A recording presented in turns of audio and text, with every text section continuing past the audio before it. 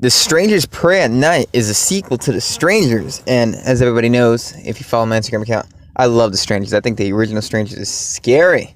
Very scary. I mean, probably the scariest slash movie ever. To me, at least. It's not my favorite. I think Halloween is my favorite. Halloween's the most enjoyable, easy to watch. And has the amazing score. And Michael Myers is just iconic. But The Strangers was very scary, very intimidating, especially with the sounds. The sounds of all the things that they were doing, throwing things at the windows, writing things on the windows, the jump scares, them standing in the background, the music, the Merle Haggard music. It's all very creepy. The Strangers 2 has this guy who did 47 Meters Down. 47 Meters Down sucked, in my opinion. It had good style. It was a stylish movie that the characters were just too stupid. Because their situation was very simple. They were in a cage, underwater. All they had to do was nothing and wait to be rescued. That was it. But it was them constantly panicking that caused a million problems. So this one's done by the same guy. Kind of in the same light. This one has a lot of style and stupid characters. The only difference is these characters have more of an excuse to be stupid. And they're not stupid too much. They're not stupid to a point where I hated them. So I already knew the critics were going to hate this movie because they hated the last movie and that one's become a cult classic. So I figured these strangers are likely going to hate this movie and I feel like it's going to become a cult classic as well. So there's a lot of slash movies that critics don't like that I do like. Like Halloween 2, for example. Halloween 2 is the sequel to Halloween. I think Halloween 2 is fantastic. Critics didn't like it. So anyways, this movie is very stylish. Has a great soundtrack. They go out of their way to make you know that he cares about the soundtrack of this movie. It has this great song called Are We Alone Tonight? I think that's what it's called. Are We Alone? What is it called? Don't remember. But this movie had a lot of amazing moments with soundtrack. It reminded me of It Follows, where the score does play a role in the movie. Just like Halloween did. The score has an impact on the movie.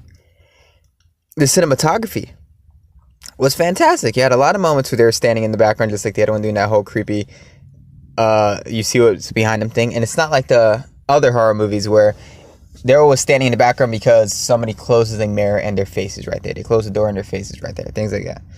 This one had a lot of intimidation by cinematography. So greatly shot, greatly lit, especially the pool scene. The pool scene looked amazing. Color-wise, they had neon lights. It was like neon Bahama trees. And it was an amazing looking scene. Not to mention, there was a zoom in on that scene that was so cool. Where it shows you that colored scene. You have a black bar on the bottom. And then you see all these neon lights lit up. You have the flow of the water. And then it just shoots in a really fast zoom to one of the doll faces. I don't know which one's doll face. Are they both doll face? Attacking the kid. And it was amazing. I was like, that was a cool shot.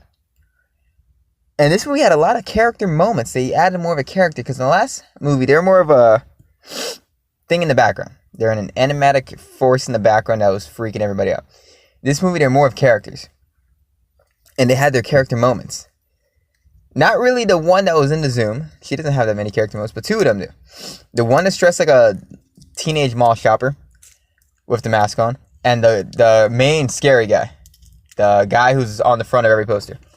Smiley, I think that's what they call him. He has a sack on his head. He looks amazing. He has an amazing character moment of sitting in a car. When he enters this car with this guy. Screw it, I'm going to make the spoilers. So he enters the car with this guy. The dad who has a piece of wood go through his leg because he crashed into a house. And he has that long, very tense scene. And he's just playing music. And then he pulls out, what was it, a screwdriver? And stabs that. That whole scene was amazing. It makes you see how nonchalant these people are. And how enjoyable this is to them. He starts playing music. And the other girl has a moment towards the end that I thought was amazing. She had several moments. They made her more so. She was the main villain at first, and the sackhead guy, freaking Smiley, became the villain in the second half. But she had a lot of moments in the house that were very telling. That were interesting about her character. And especially when the girl shoots her with a shotgun, removes the mask, And she said, "Why are you doing this?" And in the last movie, it says, "Because you're home," which is an amazing line. And this one, she just says, "Why not?" But she smiles, and it's just amazing.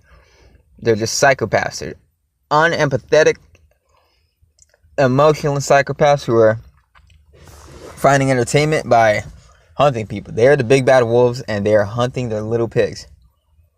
And they're amazing for it because they do not need motive. That is what made Michael Myers great. He had no motive. Until Halloween 2 kind of screwed that over at the end, where they gave him a motive. But Halloween 1, he had no motive. That's what makes him scary. Texas Chainsaw Massacre, not necessarily motive either. They were just in the wrong place at the wrong time with the wrong people.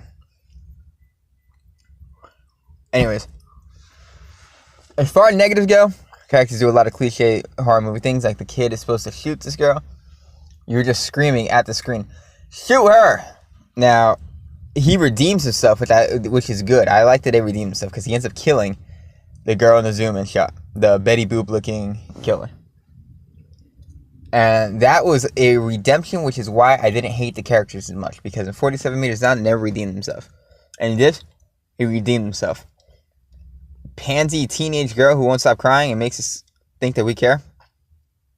We don't care about her problems.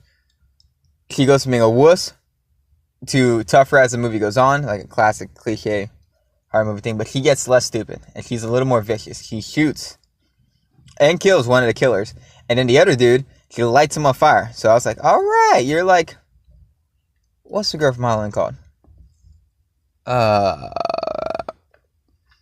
Whatever her name is from Halloween. Fighting back. So she halfway redeemed herself.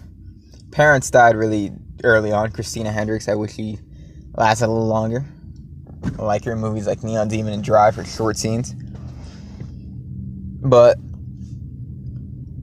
this movie was like a cool 80s retro slasher film. And I don't think it gets the respect it needs and deserves. Because they tried in this movie. They put some effort into this movie. And it was great direction. Bad writing.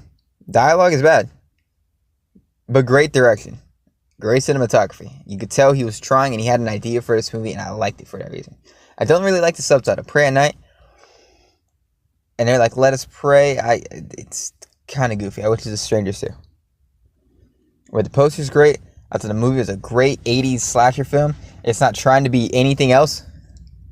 So, I wish more critics liked it. I wish more people liked it. But anyways, those are my thoughts on it. So go see it. Go see it. Oh! The truck shot where she's on the bridge, I thought it was stupid that she ran into a bridge isolating herself. But the truck on fire behind her was an amazing shot. Plus him getting outside. That was an amazing shot. Plus the homage to Texas Chainsaw Massacre. The last one, they had the opening credits, opening title narration, and it was orange like Texas Chainsaw Massacre. This one, it was her jumping on the back of the pickup truck and he's swinging the axe. Anyways, boom! Tits.